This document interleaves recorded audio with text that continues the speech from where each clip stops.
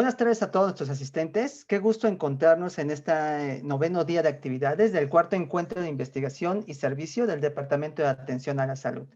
A nombre de nuestra querida jefa del Departamento de Atención a la Salud, la maestra María de los Ángeles Martínez Cárdenas, y de los 6 jefes del área, les damos la más cordial bienvenida. Para dar continuidad con las aportaciones de las áreas, hoy el área de ciencias clínicas a cargo de la doctora María del Carmen Sánchez Pérez nos preparó una conferencia magistral que estará a cargo de una gran ponente y con una gran trayectoria en el área odontológica. Me refiero a la doctora María Esther Irigoyen Camacho, que nos hablará sobre las características de la hipomineralización incisivo-molar en población infantil, importancia de su diagnóstico y tratamiento. Pero antes de iniciar con la actividad, indicaré cuál es la dinámica con la que se trabajará, la cual consta en que nuestro ponente presentará su tema y al finalizar de su presentación se hará una sesión de preguntas y respuestas. Esas preguntas ustedes las podrán realizar por medio del chat y un servidor se las hará llegar a nuestro invitado para que las pueda responder. Por otra parte, a todos nuestros asistentes, les solicito de la manera más atenta que los micrófonos y cámaras las mantengan apagadas durante todo el tiempo de la ponencia, ya que la única forma de comunicación que tendremos es por medio del chat. Una vez dadas las indicaciones, ahora sí presentaré la trayectoria de nuestra gran invitada. Y bueno, pues una vez que hablamos un poquito de nuestra invitada, pues les daré a conocer su tema, o más bien un poco de su proyecto, de su trayectoria académica.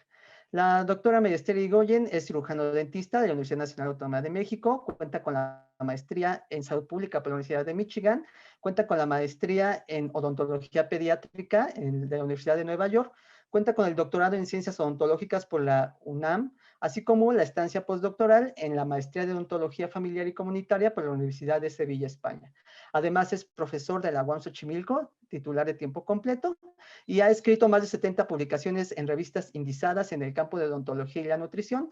La línea de investigación de interés es epidemiología de enfermedades bucales de alta prevalencia, salud general, estado de nutrición y salud bucal en el paciente adulto mayor, salud bucal en población infantil y en particular en grupos vulnerables, así como también es miembro del Sistema Nacional de Investigadores de nivel 2. Así que para mí es un honor presentar a la doctora Esther Irigoyen y le cedo los micrófonos. Pues primero, muchísimas gracias por la invitación. Me parece que es un evento importante y les agradezco mucho. Y por otro lado, me gustaría comentarles que la presentación va a tener como punto focal la hipomineralización molar, que es un defecto que estoy seguro que se han encontrado en su práctica clínica, y me voy a permitir compartir mi pantalla para iniciar la presentación.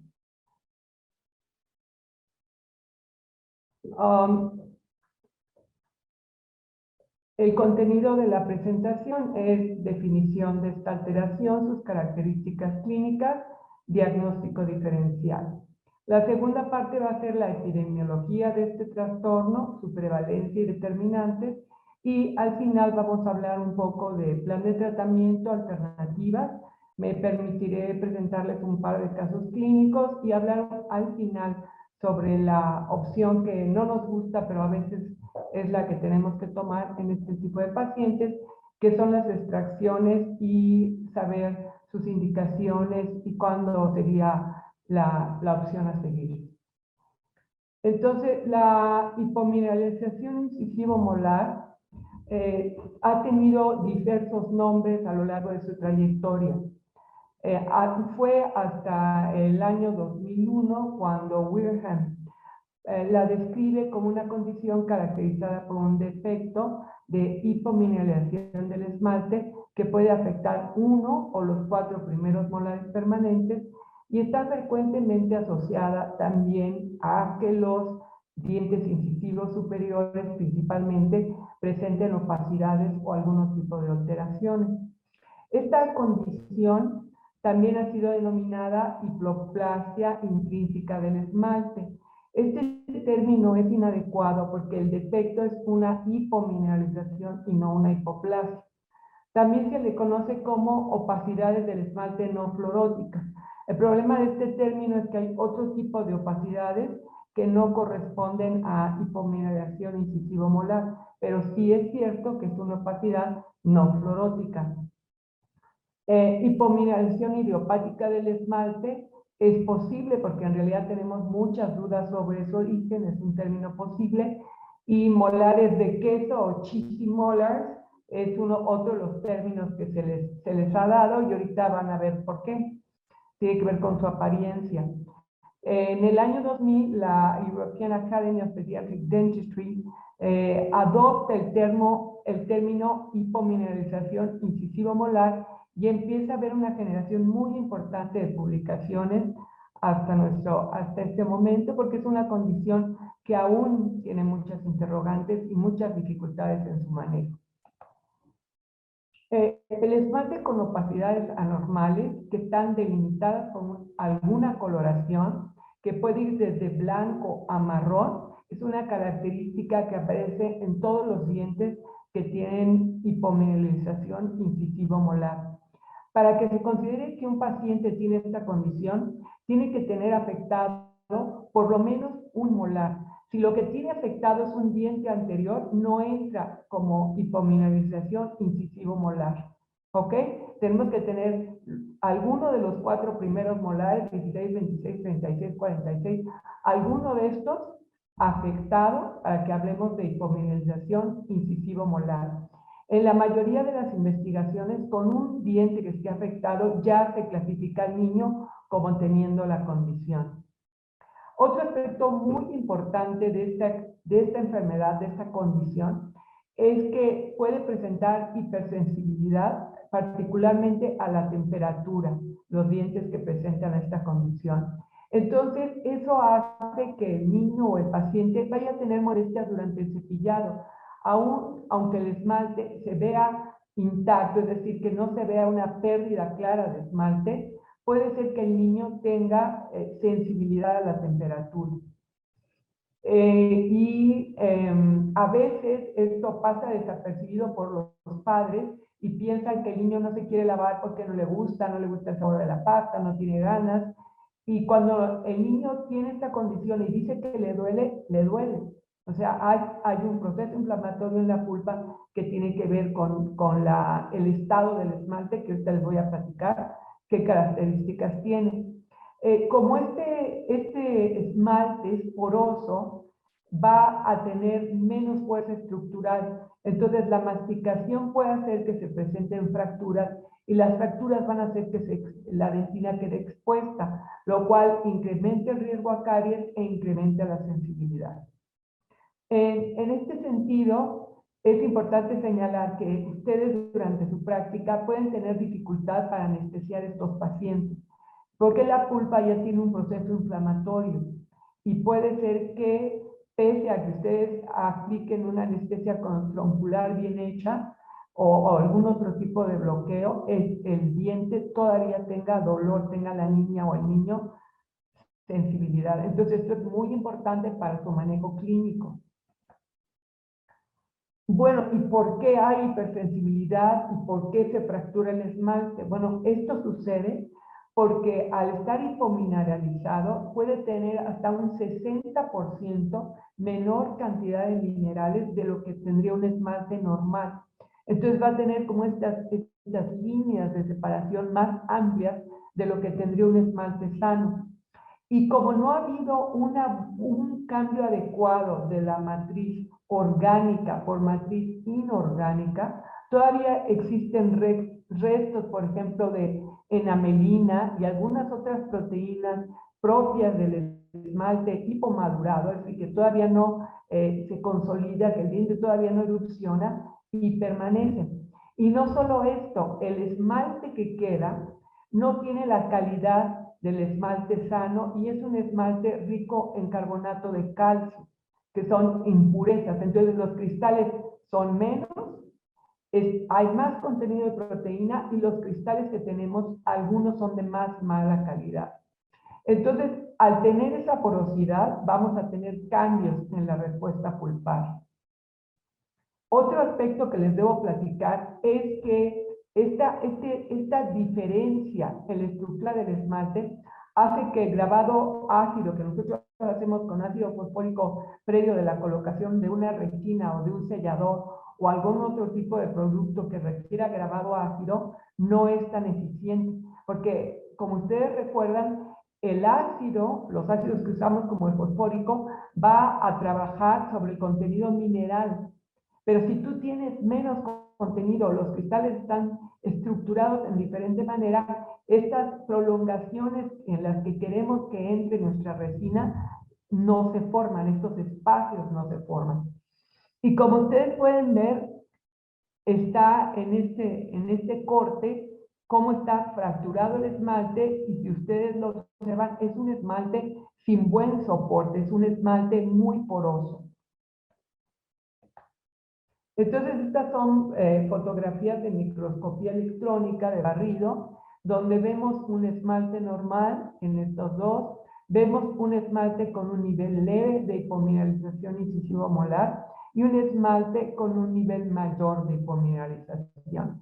Y entonces ustedes pueden ver cómo hay zonas que son buenas, que son lisas, y otras que tienen prácticamente una cavidad. Ustedes pueden ver estos poros, estos agujeritos.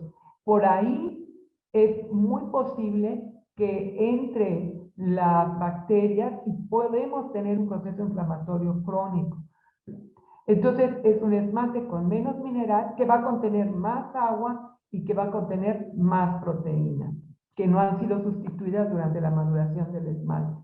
De ahí, de todos estos cambios anatómicos y estructurales, tenemos este esmalte poroso. Entonces, al estar poroso el esmalte, va a tomar pigmentos extrínsecos. No es que la hipomineralización incisivo molar el diente erupcione manchado de café o manchado de amarillo, sino estos son cambios que adquiere el diente debido a su porosidad. ¿Ok? Mientras más amarillo se ve, mientras más café se ve, está más deficiente la estructura del esmalte. Es un caso más severo. Fíjense aquí el segundo molar primario, que es muy bella la forma en que brilla el esmalte, un esmalte íntegro, pero vean el del primer molar permanente. Y el problema es que este va a exfoliar y queremos que el paciente se muera con él en la boca. Entonces sí hay un problema importante en este sentido. Y estudios en Brasil han mostrado cómo hay cambios en la estructura mayores mientras más color tenga el diente, porque va a tener más porosidad. ¿Ok? Otra característica muy peculiar de la hipomineralización incisivo molar es que no afecta en el mismo grado a los 4 primeros molares.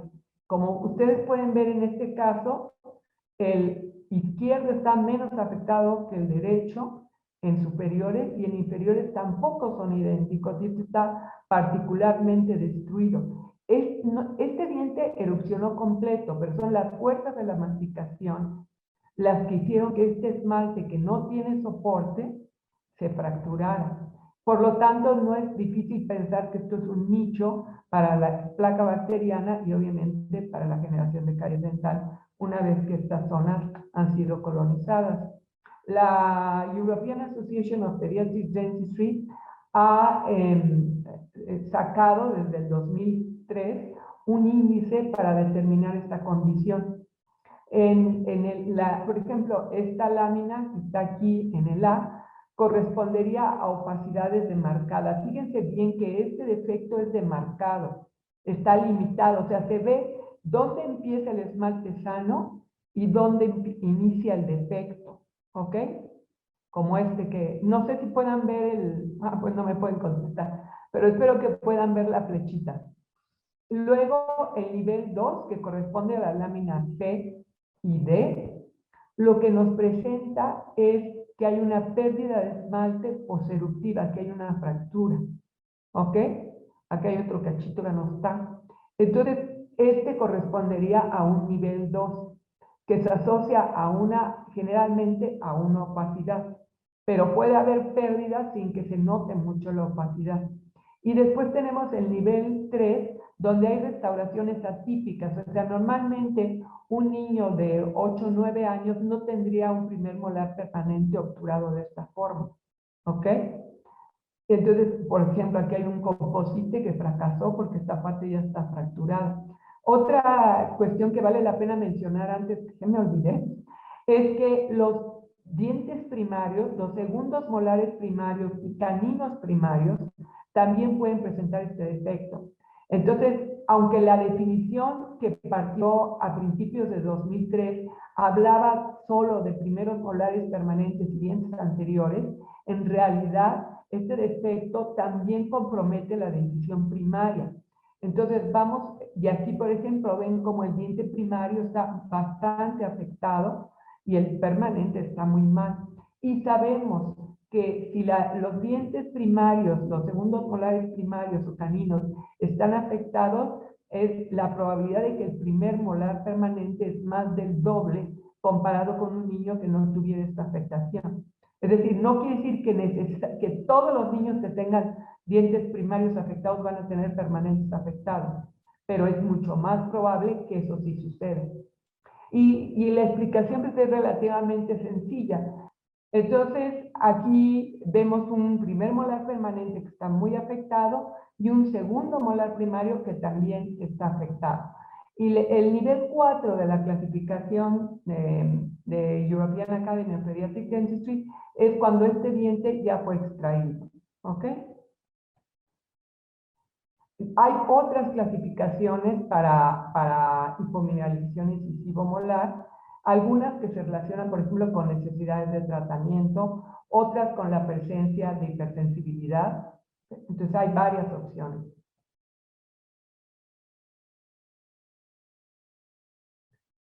Algo que me parece muy importante es el diagnóstico diferencial, porque a veces pensamos que defectos hipoplásicos son hipomineralización y a veces lo opuesto, pensamos que defectos que son de hipoplasia son hipomineralización. Entonces, la primera gran distinción sería hablar de defectos cualitativos del esmalte, que tendrían que ver con esta dificultad para cambiar esta matriz inorgánica, matriz orgánica del esmalte, matriz proteica, por cristales, por material orgánico. Cuando esto sucede, lo que pasa es que la fase secretoria del diente estuvo bien, no hubo problema, y en la fase de mineralización, en la fase de maduración, es donde estamos teniendo problemas. Y ahí lo que sucede generalmente es que hay defectos cualitativos. Entonces, acuérdate, un defecto cualitativo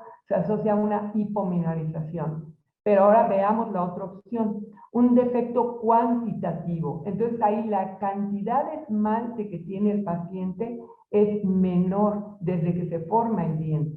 Y eso sucede en la amelogénesis imperfecta. Como ustedes pueden ver, espero que puedan ver, esta lámina se ve el diente rugoso. Hay partes que tienen esmalte y partes que no lo tienen. Por ejemplo, este lateral se ve que la parte cervical les falta material. Entonces es un esmalte más delgado, hay una menor cantidad.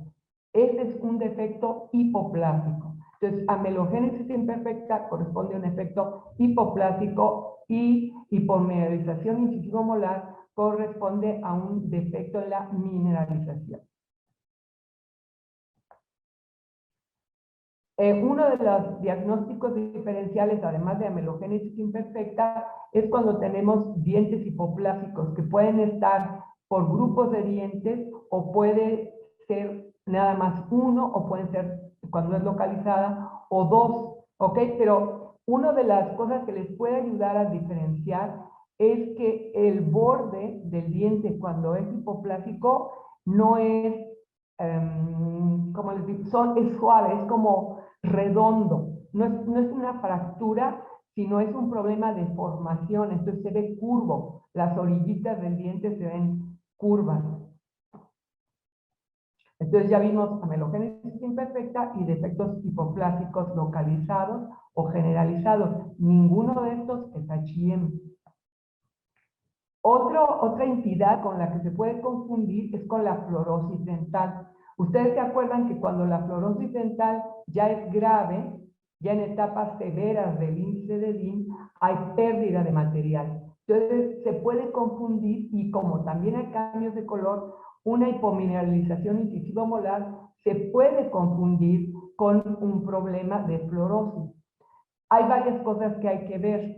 ¿Cuáles son los dientes afectados? En la fluorosis, los dientes que se forman más tarde suelen estar más afectados. Entonces vamos a ver caninos que van a tener un problema importante. Y la fluorosis dental, los dientes anteriores e inferiores en general están muy poco afectados. Pero también es frecuente que H&M no tenga muy afectados los incisivos anteriores e inferiores. Entonces, como también es un defecto de mineralización, la fluorosis también es un efecto de hipomineralización, se parecen mucho. Y la pigmentación que adquiere la fluorosis también es extrínseca. Estas manchas que ven aquí café tienen que ver con placa, ¿ok? Pero fíjate que la fluorosis, el defecto no está bien circunscrito, sino es estas líneas de la periquimata que están acentuadas, estas líneas que tienen que ver con la formación del diente, estas rayitas que ven aquí, estas están acentuadas en la fluorosis. Y eso no pasa en H&M. Entonces es amelogénesis imperfecta, hipoplasias y fluorosis dental, parte de los diagnósticos diferenciales. Otro más es caries dental, porque muchos de nuestros dientes, este es un diente con H&M, pero ya tiene caries. ¿Cómo va a tener caries con esta fractura? Entonces, aquí puede haber dificultad para el diagnóstico. Algo que nos ayuda es que, obvio, la caries dental se va a asociar a la acumulación de placa. Entonces, vean esta rayita que tienen aquí. Esta rayita y esta cavidad tiene que ver con dónde estaba el diente hace unos meses, donde hubo una mala higiene. Esto es una lesión blanca del esmalte. También hay hipomineralización, pero no es hipomineralización incisivo-molar. Y obviamente donde hay un mayor depósito de placa en estas zonas, que tenemos fisuras profundas y fosetas, puede haber caries dental. Entonces, para diferenciar, es muy importante fijarnos que la caries se va a asociar a zonas de depósito de placa, mientras que el H&M no, tiene una presentación diversa. Aquí hay otro diente, pero si tú ves, el esmalte alrededor está bien, aunque la cavidad está muy profunda, ya llegó a la pulpa y habría que hacerle endodoncia. De todas maneras, el resto del esmalte se ve bien, en cambio acá no. ¿Ok? Ves un esmalte con características más pobres. ¿Ok? Entonces la caries dental sería la cuarta posibilidad de diagnóstico diferencial. Pero para hacerlo todavía más complejo, hay muchas lesiones que son mixtas. Es decir, no es que o tengo fluorosis o tengo H&M. Puedes tener las dos. O sea, puedes tener todos los males juntos. Entonces, en estos dientes, si ustedes pudieran apreciar, aquí hay una mancha, como una nube así. ¿La ven? Esta nube es de H&M. Y estas rayitas así, paralelas a la periquimata, paralelas a la línea de formación del diente, estas rayitas son de fluorosis. Estos blancos de acá son de fluorosis. ¿Ok? Entonces, dentro de los factores de riesgo de esta condición, están, por ejemplo, episodios de fiebre durante la gestación del niño. También tenemos infecciones virales, uso prolongado de antibióticos. Otros factores que pueden contribuir pueden ser el parto prematuro, el bajo peso al nacer, un trabajo de parto prolongado. Estos factores se han visto asociados a que el niño presente H&M. Y también hay factores postnatales que suelen ser muy importantes. Esto tiene que presentarse en los primeros 3 años de vida.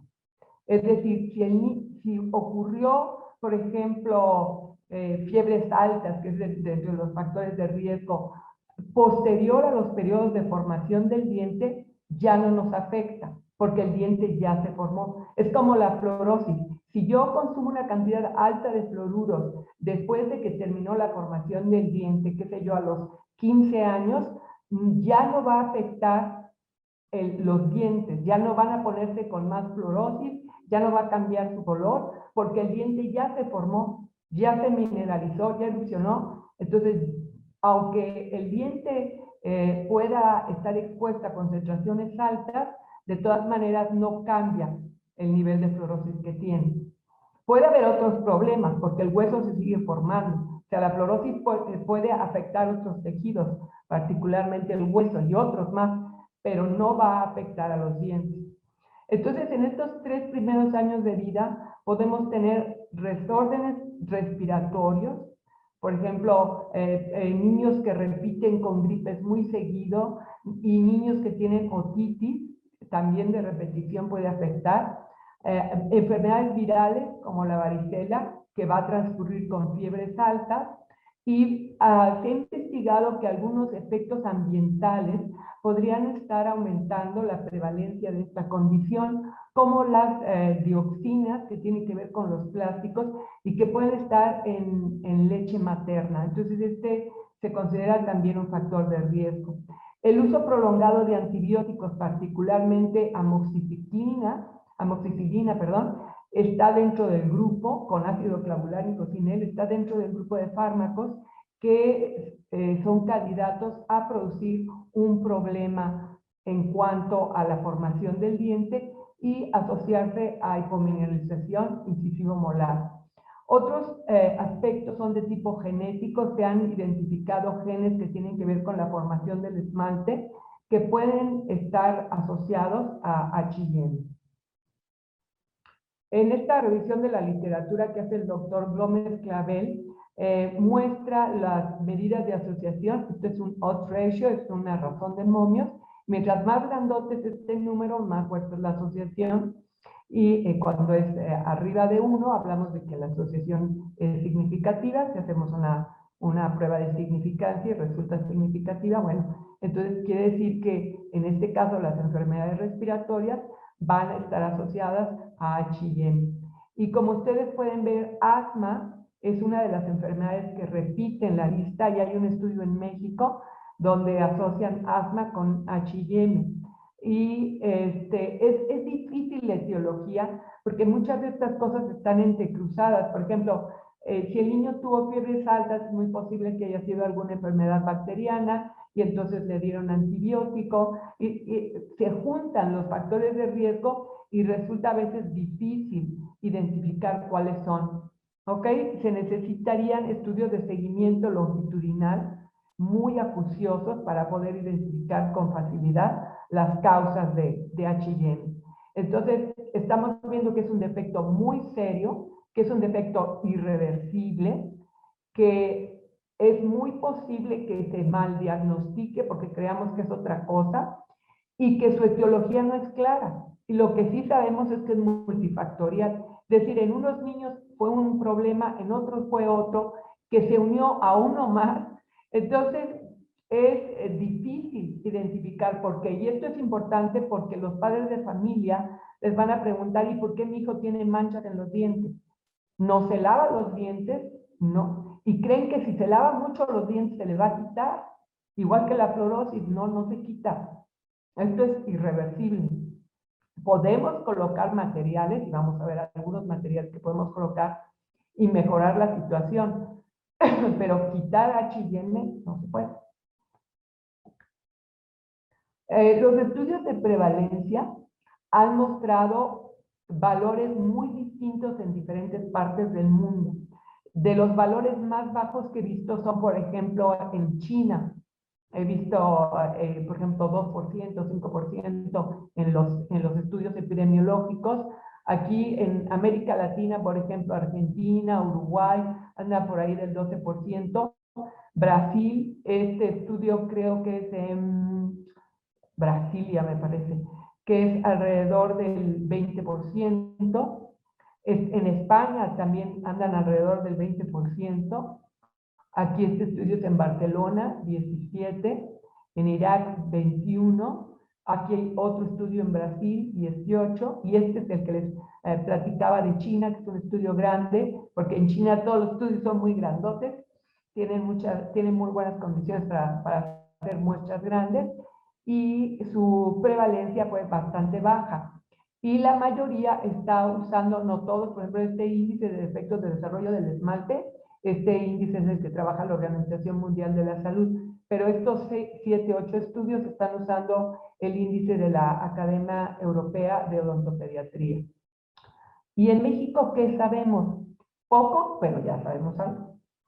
La UAM es una de las instituciones que más ha trabajado en este problema de H&M, y varios grupos de investigación de nuestra universidad han publicado en ese sentido. Entonces, aquí hay uno sobre la prevalencia en una zona de bajo nivel socioeconómico. Este estudio está hecho en Tláhuac, en niños de Tláhuac, y la prevalencia fue de la alcaldía Tláhuac, y la prevalencia fue de 35.4% en niños de 7 a 12.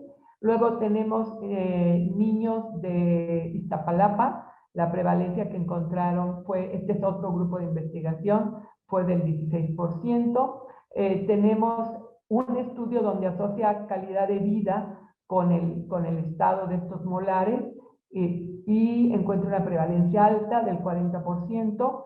Este estudio, que está hecho por el doctor Amauri en San Luis Potosí, es interesante porque lo hacen en una comunidad donde hay fluorosis, pero no utilizan el índice europeo, sino utilizan el de Granny. Pero se acerca, es bastante parecido, tiene varias categorías iguales, y ellos encontraron con fluorosis dental, en esta zona con fluorosis dental, una prevalencia menor de 12.4. Y en el Estado de México, me parece que este estudio de la zona de Cuautitlán, hay una prevalencia altísima de 42.4. Por lo tanto, estamos frente a un problema. Lo poco que sabemos de la prevalencia en México, estos 4 o 5 estudios, notan prevalencias bastante altas. ¿Ok? Y la zona que tenemos información, pues es DF y zona conurbada. Del resto del país no tenemos información, a excepción de este estudio que les platico de fluorosis y H&M. ¿Ok? Y de acuerdo a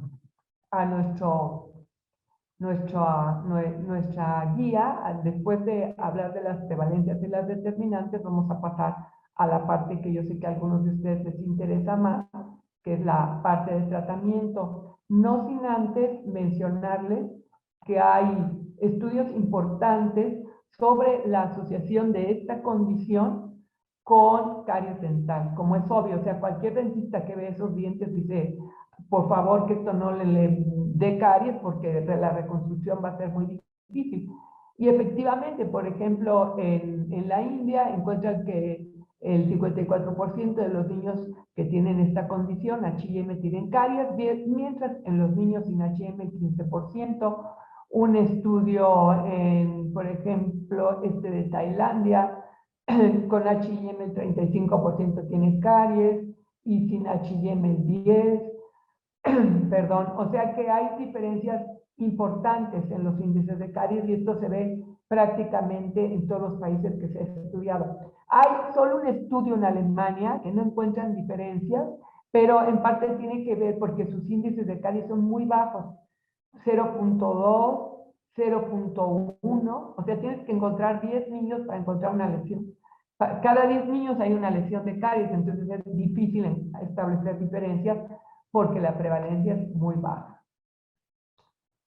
Entonces, entrando en el tratamiento, hay aspectos muy importantes que tenemos que considerar. Las características del niño y de los padres es algo que no podemos obviar en el tratamiento. Si el niño llega ansioso, si es un niño que antes ya ha recibido tratamiento, los niños con H&M reciben 10 veces más visitas al dentista que los niños sin H&M.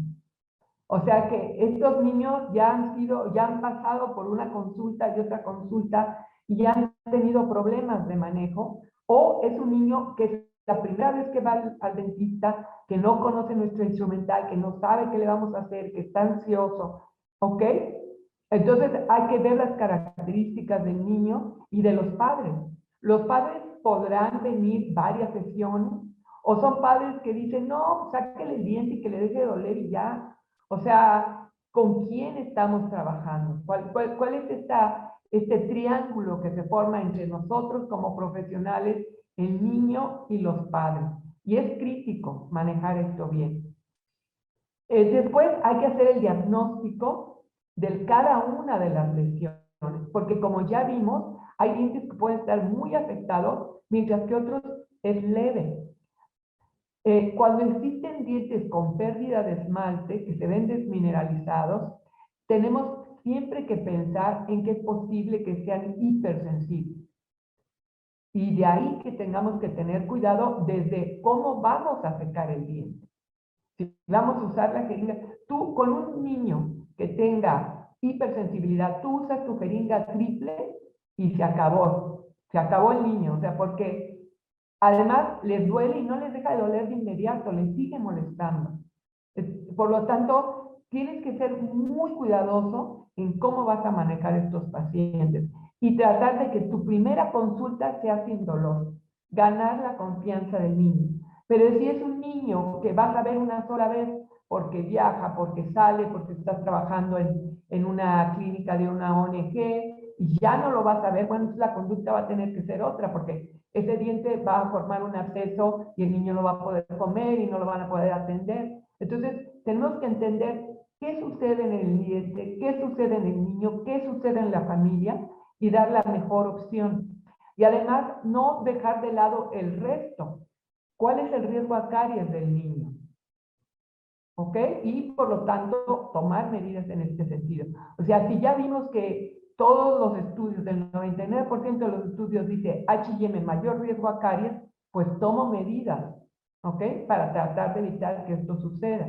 Y hay varios índices, como CAMRA, como otros, hay muchos que te manejan el riesgo a caries. Entonces, tú puedes tratar de identificar con los parámetros relativamente objetivos, pH salival, cantidad de lactobacilos, cantidad de Streptococcus mutans, la experiencia de caries previa, el riesgo que tiene este chiquito, este niño a caries.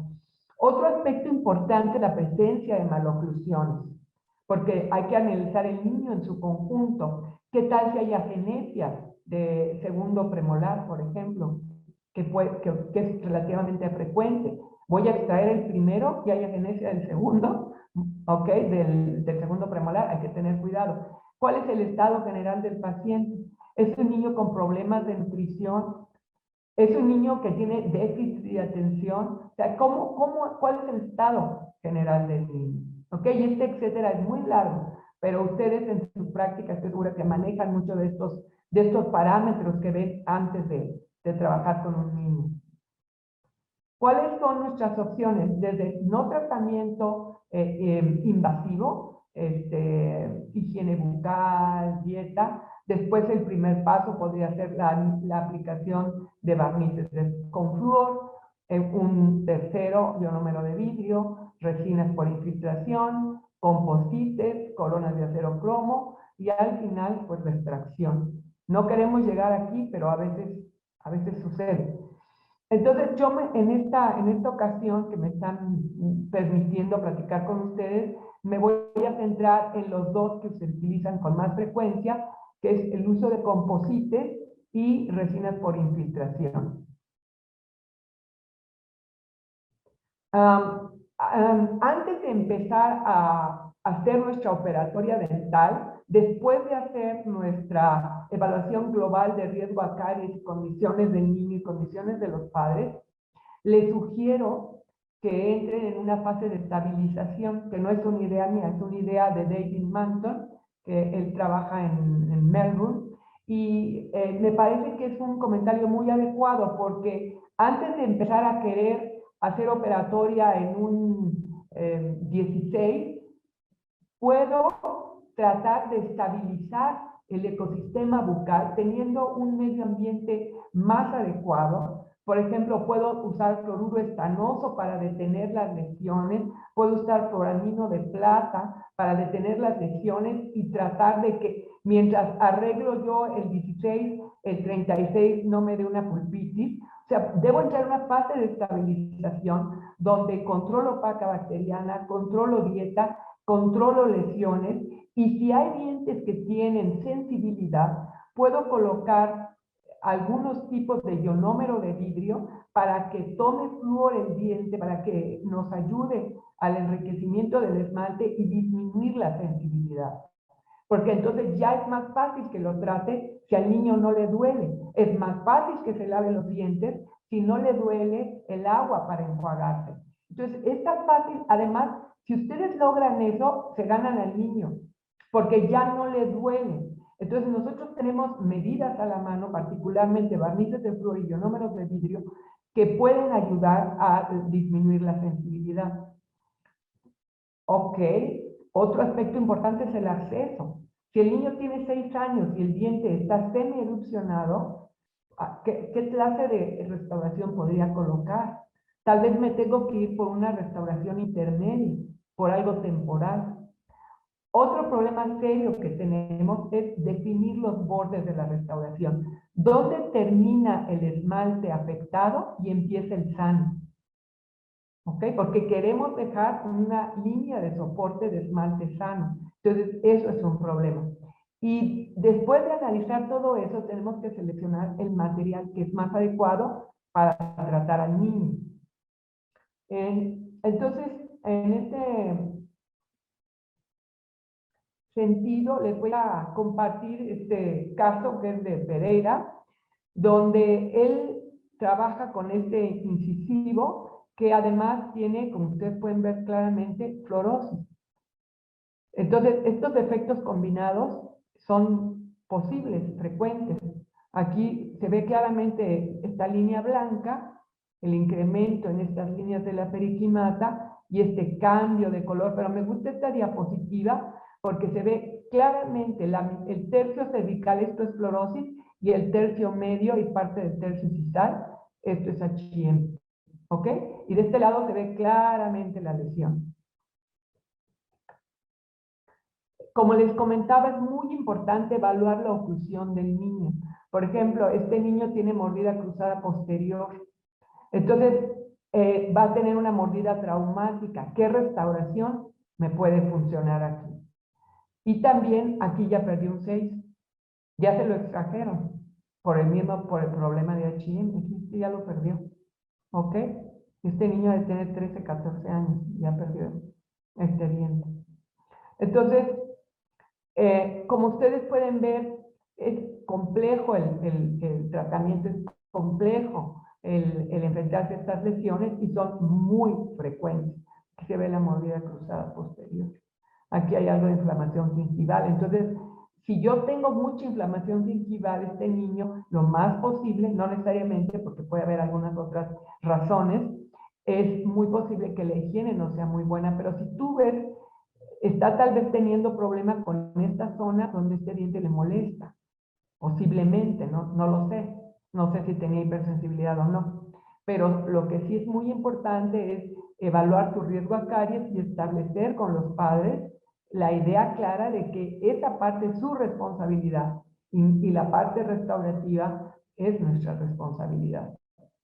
Un instrumento que ustedes pueden usar, que lo pueden conseguir fácilmente, es una lámpara LED que les va a servir a través de transiluminación. Mira, esta es la zona. Aquí está nuestro central, que es el que va a restaurar el doctor, y se ve cómo hay una diferencia. Y esto que ves más negrito, aquí hay más pérdida de mineral que en el resto. Esto te puede ayudar a delimitar los bordes, los márgenes. O sea, hasta dónde llega el esmalte normal y dónde empieza el esmalte con problemas de mineralización. Y esto es indoloro, es muy rápido y puede ayudarles un poco a ver la profundidad de la lesión y la delimitación de la lesión. Entonces, el doctor decidió restaurarlo con un composite. Entonces, aquí está la lesión, entró con una presa de carburo, después utilizó, ya que preparó la cavidad, un bisel. Esto es súper importante, no dejar esmalte suelto, aunque ahora hay algunos composites que pueden funcionar bien en estas condiciones, pero con esmalte muy delgado, pero los regulares, la mayoría de los composites sí requieren que estos márgenes sean preparados muy bien. Otra cosa súper importante es mantener esta pared mesial. Esta es básica, ¿no? Tratar de, y como ustedes vieron aquí todavía tenemos tejido. Este hay que mantenerlo, no quitarlo. Entonces hacemos nuestro procedimiento. Él hizo su procedimiento habitual, grabó con el ácido fosfórico, colocó su banding, su agente adhesivo. Estas tiritas son esas que usan los plomeros para la tubería. Estas funcionan muy bien para separar y son muy baratas. Hizo la polimerización y al final le quedó una restauración satisfactoria. Algo que me pareció interesante es que combina dos colores de ionómeros, que son los que usó fue Divoclar, para mejorar el aspecto estético del diente. Si ustedes se van con una sola, por ejemplo, el A2E, queda un poco translúcido. Y si se van con el A2DE, les va a quedar opaco. Entonces pueden combinar dos resinas de la misma marca y funciona muy bien. Entonces, el tipo de composite que ustedes utilicen, aunque sea algo sencillo, aunque no sea el más caro del mercado, puede dar restauraciones muy satisfactorias en estos niños. Esta es una opción de tratamiento que hizo este médico, este dentista. Pero hay otras opciones. Además de haber estas restauraciones con composite, tenemos la opción de usar resinas por infiltración. La resina por infiltración que más se utiliza, que más está en el mercado en Europa y me parece que en América Latina, es la Icon. En este caso, este chico se llama Mohamed. Este chico vive en un campamento, en un centro para migrantes, un centro temporal para migrantes. Tiene 13 años, tiene lesiones activas en el 16, 36 y 21. Y la madre refiere que cuando Mohamed era pequeñito, se cayó en la calle, se golpeó el diente de leche, el diente se le puso negro y como el niño no se quejaba de dolor, no hizo nada. Cuando nosotros vemos cuál es el estado de la pulpa de este diente, no vemos ninguna alteración, responde bien al frío, bien al calor, no hay movilidad, no hay algún problema que nosotros podamos notar, y radiográficamente el periápice está cerrado y está sano. ¿Cuándo se cayó Mohamed? Si ustedes ven la relación que hay en nuestros dientes primarios, cómo están en la parte anterior, en la parte vestibular, y la vecindad que tiene con la formación de los dientes permanentes, no es difícil imaginar que un traumatismo en un diente primario pueda causar daño en el permanente. Este tipo de dientes también se conocen como dientes de Turner y van a afectar con más frecuencia los centrales superiores porque es el sitio más frecuente de traumatismos en esa época de la vida. Entonces, ¿cuántos años tendría? Entre 1 y 2 añitos debe haber tenido Mohamed cuando se cayó. ¿Y eso cómo lo sabemos? Porque aquí nos dice que la formación del tejido duro empieza a los 4 meses. Más a los 4 meses todavía no caminan los niños. Y la formación de la corona termina ya a los 3 y medio, son permanentes, y erupción entre los 7 y los 8 años, entonces el niño debe haberse caído entre este y este, entre cuando inicia la formación y cuando termina. Entonces les platicaba que además de poder usar composites, que son la línea de batalla de la odontología, y que ha habido muchos avances en adhesivos de un solo paso, en adhesivos de 2 pasos, en utilizar diferentes luces, diferentes tipos de sus agentes para hacer el grabado. Hay una resina de infiltración que está hecha por un laboratorio alemán que se llama Icon, y yo no tengo nada que ver con Icon, no me pagan, pero es un material que he usado y que funciona. Y la capa del esmalte, que es porosa en estos dientes, actúa como una barrera de difusión para el ácido grabador. Entonces, esta resina lo que hace es no utilizar como el anterior, que es ácido fosfórico, está utilizando otro ácido que logra una mejor penetración, aprovechando esta difusión que le brinda el esmalte. Y está utilizando ácido clorhídrico en gel, igual que el fosfato que generalmente usamos, al 15%, y se coloca durante 2 minutos. Con esta forma de aplicación, el trabajo de Meyer y Luc y de Paris mostró que la penetración de la resina, una vez que se hace este procedimiento con ácido clorhídrico por 2 minutos, logra llegar a alrededor del 36% de profundidad, mientras que el sellador convencional solo entra un 9%. ¡Oh! ¿No? Esto es importante, por eso nos gusta la resina fluida, porque no se queda arriba, no se queda encima. Miren, voy a enseñar. Estas son 2 lesiones artificiales, lesiones blancas de caries, bastante parecidas entre sí. A esta le colocan una resina convencional, un sellador convencional, aquí está la mancha blanca, este es el cuerpo de la lesión, esta es la zona de avance. Y ustedes pueden ver que la resina pues penetra unos 2 o 3 milímetros. Y de este lado está el icon.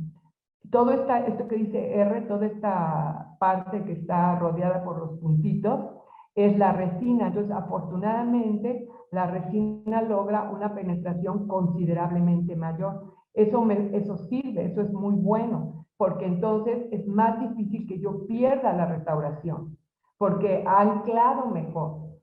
Piensen, por ejemplo, cuando están poniendo un bracket.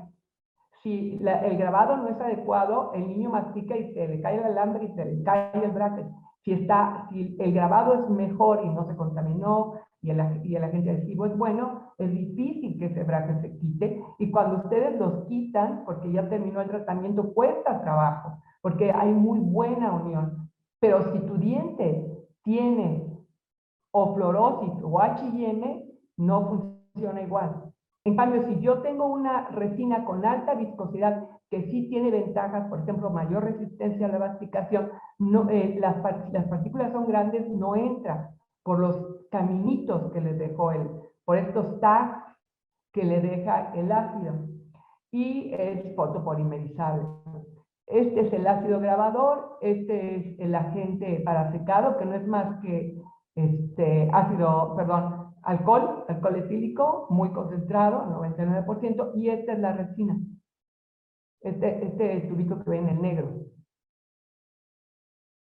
Entonces, ¿cómo lo hago? ¿Cómo lo hacen ustedes? Primero hay que limpiar el diente.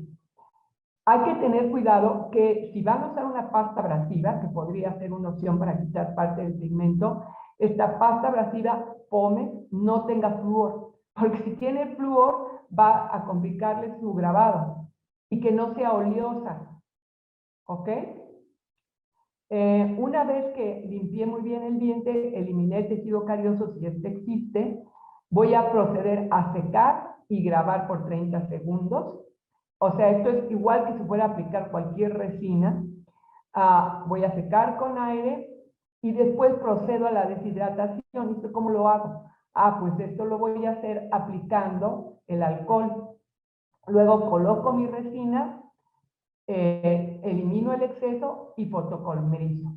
Después aplico mi resina convencional. Fíjate qué bien. Mi icon se va a unir químicamente a la resina convencional. Entonces se integra con un solo material. Y hay algunos estudios que muestran que el usar icon más la resina convencional mejora la adhesión de la resina convencional. Y después hay que pulir muy bien, terminar muy bien los márgenes, que no haya algún problema. Y acuérdense que no debemos tener control sobre esta zona de la lesión.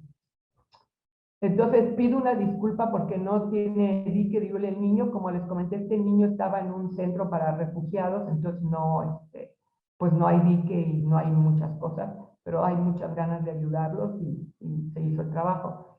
Entonces yo coloco mi ácido grabador, como ya les comenté, en la superficie perfectamente limpia, perfectamente seca. mis 30 segundos. Voy a secar muy bien. Después, fíjate, esto es importante. Si todavía tiene manchado el esmalte, porque fíjate, partí de aquí, ¿ok? Si esto todavía existe, entonces vuelvo a aplicar el ácido. Siempre tengo control de mis paredes pulpares. Siempre cuido la pulpa. La pulpa y yo somos amigas.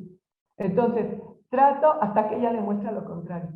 Entonces, tratamos de que esta, y si está profunda, le coloco una protección pulpar, y si no, lo podemos hacer sin eso para no perder espacio para el material. Y vuelvo a colocar, no en todo el diente, sino donde necesito, otra vez el ácido grabador, que ya les comenté que es ácido clorhídrico. Lo dejo otros 30 segundos. ¿Ok? Puedo moverlo para ayudar a que se desplace el material que pigmentó el diente. Después que espero los 30 segundos, lavo muy bien, muy bien, muy bien, que no me quede nada de pedacitos por ningún lado. Vuelvo a colocar. Aquí le quitamos la punta porque es como una agujita, y entonces aquí nada más lo boteamos. Esta es una punta parecida a esta. Esta ya es el icon, esta ya es la resina. ¿La ven? Este material que brilla, este ya es la resina y está tapando mi defecto. ¿Ok? Cubro todos los lados, toda la cavidad, toda la superficie que trabajé, le pongo resina icon, pareja, todos lados. Y fotopolimerizo. Ya que fotopolimericé esta, coloco la resina convencional para obturar este defecto, para obturar esta calidad que tengo en medio, en mesial.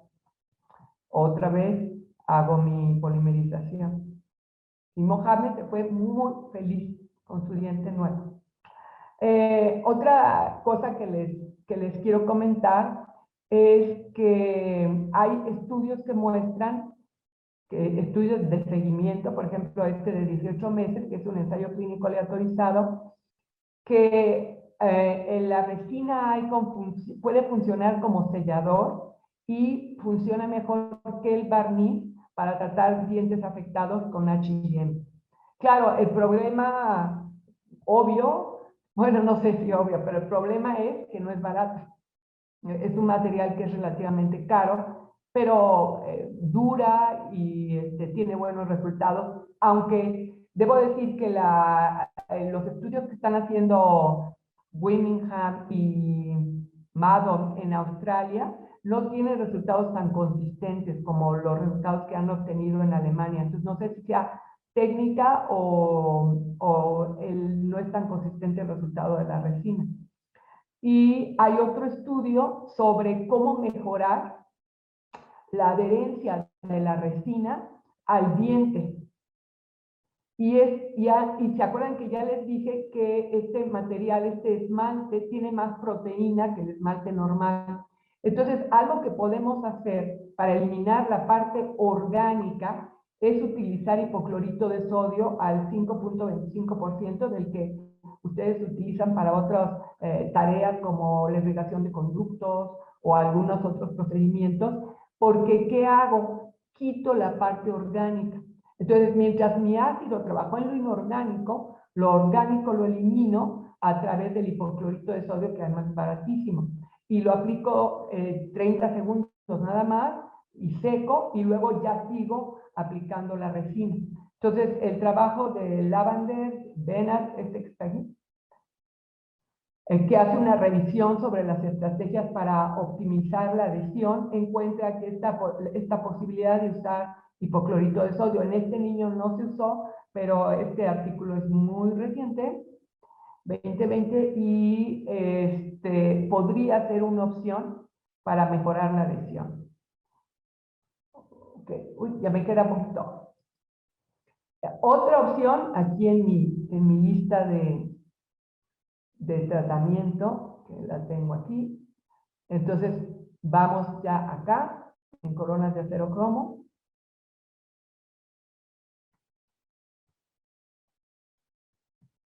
Las coronas de acero cromo son muy buena opción. O sea, si es un diente con hipersensibilidad, yo puedo colocar una corona de acero cromo si el diente obviamente está muy mal, como es. ¿Ok? Ahorita no me acuerdo este caso de quién es. Entonces, estos primeros molares, pues requieren una restauración, fíjate en la pared palatina. O sea, la pared palatina, pues no tiene nada de soporte. Entonces, colocar aquí un ionómero o colocar aquí un composite es un reto que vamos a perder. Y como ya les comenté, los niños con H&M van 10 veces más al dentista que los niños sin H&M. Y eso no solamente es tiempo de los padres, estrés para el niño, es dinero que a veces no tienen. Entonces, por lo tanto, es muy importante buscar a veces las soluciones más que nos permita tener un tiempo más largo de resistencia del diente.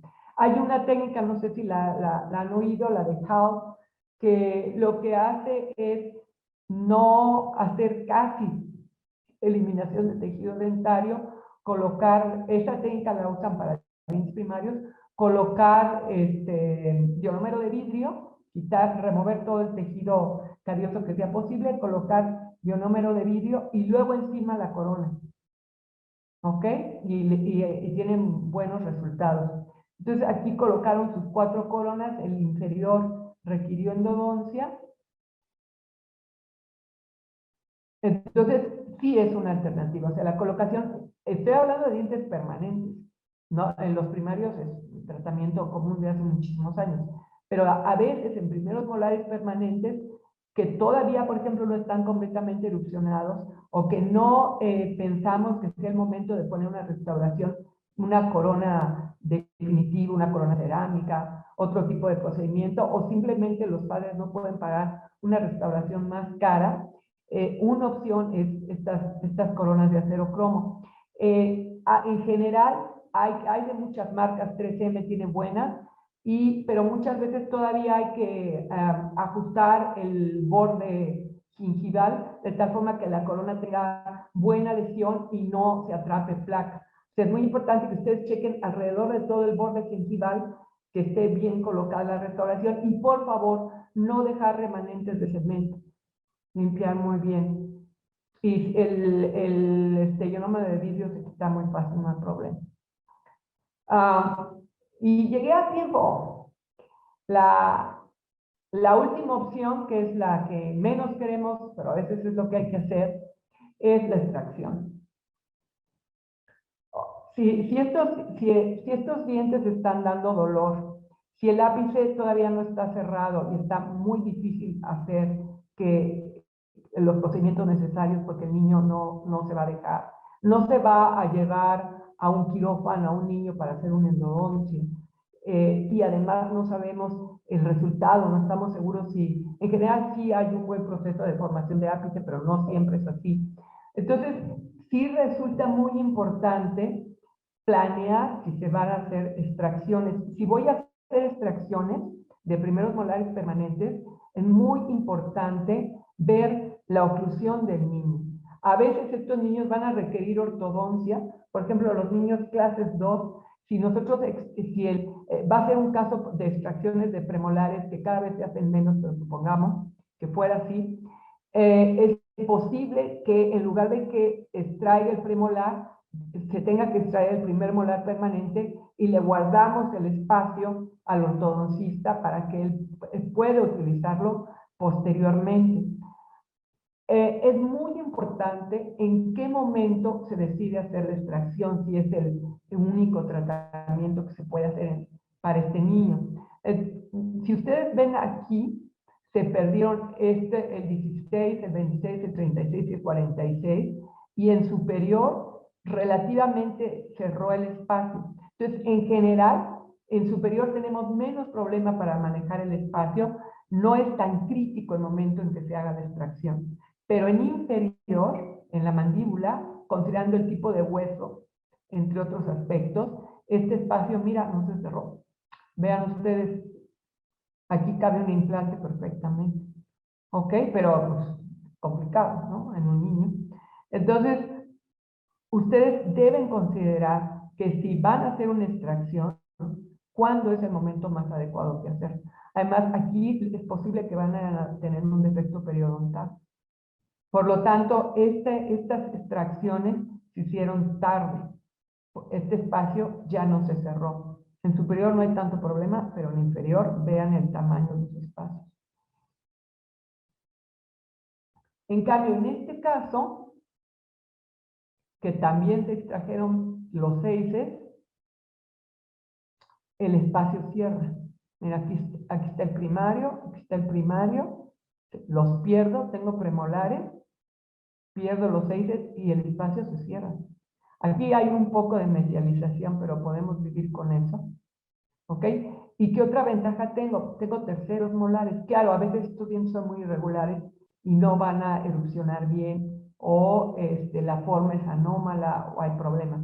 Pero es posible, en muchos casos los terceros molares funcionan, y es posible que de otra forma se hubieran extraído. Y si hacemos las extracciones del primero, después el segundo tome el lugar del primero, es posible que el tercero tome el lugar del segundo.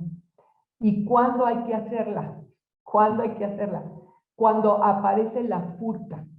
Cuando aparece la furca del segundo, es cuando hay que extraer el primero. ¿Ok? En ese momento, cuando ustedes toman su radiografía panorámica y hay furca, ahí ya se puede extraer. Déjame ver. Por ejemplo, acá, aquí, ya se podría hacer. Ya se podría, yo esperaría un poquito más, pero ya casi se podría hacer. Si yo me espero acá, mira cuánta raíz, miren ustedes cuánta raíz tiene. Tiene un poquito más de la mitad, un poquitito más de la mitad. En cambio, este está empezando, ¿ok? Tampoco hay que hacerlo demasiado temprano. Y este funcionó muy bien. Aquí está el molar, se extrae y vemos cómo obtenemos un buen manejo del espacio a través de saber cuándo se debe hacer la extracción. ¿Okay? No, y les recuerdo que depende de la tipo de patología de oclusión que tenga el niño. Si es una clase 2 donde tú quieres distalizar, eso funciona. Pero si es una clase 3, no. Entonces, si es una clase 3, les recomiendo fuertemente consultar al ortodoncista antes de hacer cualquier extracción. Siempre, ¿no? Siempre hay que consultarlo, pero es más probable que ustedes cometan un error en una clase 3 que en una clase 2, donde va a requerir el espacio. Y también es muy importante ver que no haya agenesia de algún diente para decidir si se hace la extracción o no se hace la extracción. ¿Qué otra opción podrían tener? Entonces, por último, me permito comentarles que hicimos un trabajo como parte de las líneas de investigación del área de ciencias clínicas, que me siento muy honrada en estar en esta área. La profesora Carmen Sánchez es la persona que es la jefa del área y nos está llevando a muy buen término. Y entonces la evaluación de los cambios que ha habido en la incidencia de hipomineralización incisivo molar, la vimos del año 2008 al año 2017, o sea, tenemos un corte transversal en 2008 y en la misma zona otro corte en 2017, y encontramos desafortunadamente un aumento muy importante en ese periodo, que es un periodo en realidad corto para un cambio en formación del diente. No son los mismos niños vistos 2 veces, son un grupo de niños de 8 años vistos en 2008 y luego niños de 8 años vistos en 2017. Y encontramos, por ejemplo, que la prevalencia aumentó del 22 al 32% casi. O sea, hay un aumento más del 10%. Y también vemos un aumento en la presencia de lesiones leves y lesiones severas. Y estas lesiones severas son un verdadero problema de tratamiento, un verdadero problema para los padres y para los niños, y ya cerca del 10% de los niños con HIM en los grupos que nosotros vimos, son severos. O sea que algo está pasando en nuestro país y en otros países, porque hay evidencias también de incremento en otras partes del mundo, que está haciendo que esta condición aumente. Y por lo tanto es muy importante detectarla a tiempo, tomar medidas, hablar con los padres, hablar con el niño y hacer nuestro trabajo. Y por último, no me puedo ir sin recordarles que tenemos enemigos afuera, como es el refresco, que es un problema que usamos los carbohidratos y los azúcares como sistemas para premios para los niños, y eso es algo que no funciona en términos de la salud oral, no funciona en términos de ganancia de peso y en otras condiciones negativas que provoca pues el consumo exagerado de azúcar. Entonces, nuestra tarea como miembros del equipo de salud, que es una pena que a veces no nos sentimos así, pero lo somos parte del tratamiento de los niños y de los adultos, y es importante que tengamos esta visión más global de qué es la salud bucal, porque H&M no es algo que le sale en el dientito. H&M es el resultado de procesos que se están dando durante la gestación, que se están dando los primeros meses de vida, que se están dando los primeros añitos de vida de nuestros niños. Entonces, lo que nosotros vamos a recibir 5 años después, pues tiene que ver con lo que pasó antes. Entonces, la educación a nuestros pacientes, nuestra consideración a otros aspectos que no solo sea la cavidad bucal, cada vez son más necesarios, cada vez son más obvios. Nosotros podemos tener un papel en el control del peso de nuestros pacientes y es algo que no hemos asumido, pero es una tarea pendiente. Bueno, pues terminé a tiempo exacta. Bueno, tenemos aquí una pregunta de parte de la maestra María de los Ángeles Martínez que decía, ¿y el ionómero de vidrio será un buen material en niños pequeños para remineralizar el esmalte? Sí, es una buena pregunta, es muy buena opción el ionómero de vidrio por esta capacidad que tiene de ayudar a depositar flúor. El problema es que es soluble, o sea, el ionómero de vidrio no es un material permanente, pero sí es muy buena opción terapéutica en dientes que lo permiten. En dientes que tienen vitalidad pulpar, que no tenemos que tratar endodonticamente, que pueden retener el material, pero sí, en esta etapa de estabilización que Manson menciona, uno de los materiales que privilegia es el ionómero de vidrio. Muchas gracias, maestra. Hay otra pregunta de parte de Magdiel Yael Sandoval que dice, entonces, ¿la fluorosis se encuentra en líneas y H&M en tipos de nubes? Sí, qué bueno que esa parte quedó clara. La fluorosis en general, en el nivel leve y moderado, son líneas, pero cuando la fluorosis es severa, forma nubes, pero las líneas también van a estar. En cambio, H&M no va a tener estas líneas. Y cuando el defecto está muy bien demarcado, no nebuloso, sino bien demarcado, generalmente va a ser H&M. Muy bien, gracias, maestra. La maestra María de los Ángeles también pregunta, ¿también tengo que ver que esté el tercer molar para que este ocupe el lugar del segundo como el segundo ocupa el del primero? Sí sería bueno tratar de verlo, pero a veces el niño es pequeño y todavía es poco lo que alcanzamos a ver en la radiografía panorámica, pero sí es un factor más a considerar. Muy bien. Mariana Valle pregunta, doctora, ¿las terapias de choque podrían ser una opción de tratamiento? Hay varios tipos, entonces depende de cuál menciones, pero sí, en niños con alto riesgo de caries sí podría ser una opción. Muy bien, gracias. Gustavo Tenorio Torres pregunta, ¿será conveniente el uso de sustancias desensibilizantes como el nitrato de potasio en algunas pastas dentales para reducir la hipersensibilidad dentinaria previo al tratamiento definitivo?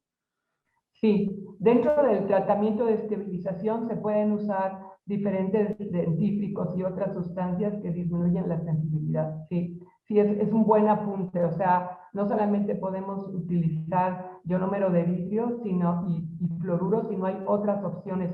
También está MyPaste, que tiene calcios y fosfatos y favorece la remineralización. Hay producto con flúor y productos sin flúor.